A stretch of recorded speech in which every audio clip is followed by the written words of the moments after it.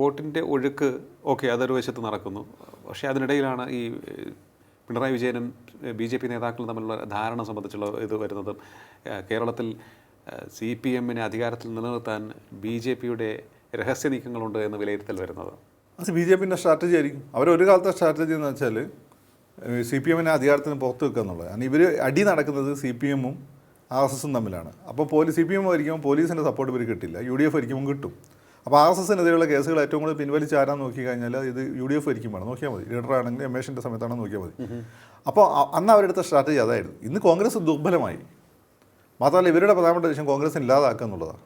അപ്പോൾ ഇനിയിപ്പോൾ പണ്ടത്തെ CPM വിരോധം കൊണ്ടു നടക്കേണ്ട ആവശ്യമില്ല. മാത്രമല്ല പിന്നെ കേന്ദ്ര ഗവൺമെൻറ് സംസ്ഥാന ഗവൺമെൻറ് ഇവർ പരസ്പരം അങ്ങോട്ടും ഇങ്ങോട്ടൊക്കെ നല്ല ബന്ധത്തിലാണ് പോകുന്നത്. നല്ല രീതിയിൽ കൺസ്ട്രക്ഷനും ഈ പറയുന്നതിൻ്റെ മാതിരി ഇൻഫ്രാസ്ട്രക്ചർ ഡെവലപ്മെൻറ്റൊക്കെ നല്ല രീതിയിൽ പോകുന്നുണ്ട്.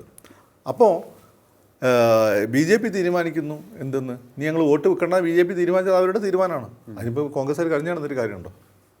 അല്ല, ഇതിപ്പോൾ പലപ്പോഴും പല രീതിയിലുള്ള വിലയിരുത്തലുകൾ വന്നുകൊണ്ടിരിക്കുകയാണ്. അല്ല, അത് PM ശ്രീ വിഷയത്തിൽ പോലും അവസാന നിമിഷം വരെയും CPM അല്ല അത് ഇത്തിരി ഇതുകൊണ്ടാണ് വെറുതെ ഈ കേന്ദ്ര ഗവൺമെൻറ് എല്ലാതും തടഞ്ഞിട്ട് ഇപ്പോൾ കുഴപ്പമില്ലാതെ ഫണ്ടും ഒക്കെ പോകുന്നുണ്ട്.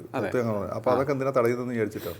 മാത്രം ഇന്നല്ല നാളെ നടപ്പിലാക്കേണ്ടി വരും. ഈ വർത്തമാനം പറയുന്നവന് വർത്തമാനം വന്ന് പോയാൽ നടപ്പിലാക്കുന്നവന് ഇതിൻ്റെ ബുദ്ധിമുട്ടായിരിക്കും. ഈ പുറത്തുനിന്ന് കളി കാണുന്നവരോ പെലെ അങ്ങനെ കയറി അല്ലെങ്കിൽ ഒമാരിയോ കയറിയില്ല, പിന്നെ എന്താണ് നമ്മളെ മെസ്സി ശരിയായില്ല എന്നൊക്കെ പറയാം. പക്ഷെ അവിടെ കളി മെസ്സിക്ക് അതിൻ്റെ ബുദ്ധിമുട്ട് ഗാലറിയിൽ ഇരുന്ന് പറയാം, പക്ഷേ കളത്തിലിറങ്ങി കളിക്കാൻ പാടാണ്.